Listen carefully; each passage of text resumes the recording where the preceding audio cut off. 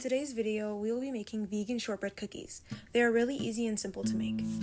To start off, you are going to need flour, sugar, butter, and salt.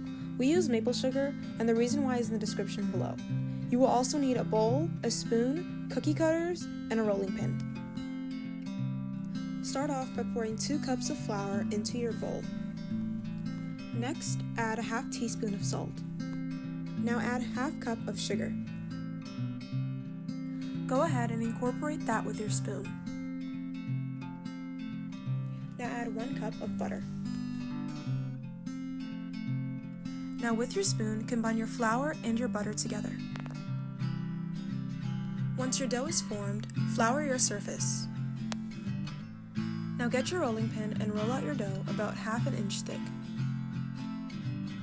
Once fully rolled out, get your cookie cutters and cut out as much cookies as possible. Lay out your cookies on a lined pan. Now place your pan in the oven preheated to 350 degrees for 25 to 30 minutes. And there you go. Now you have shortbread cookies that took you less than an hour to make. They're simple, easy, and even vegan, and I hope you guys really enjoyed it. Thank you for watching!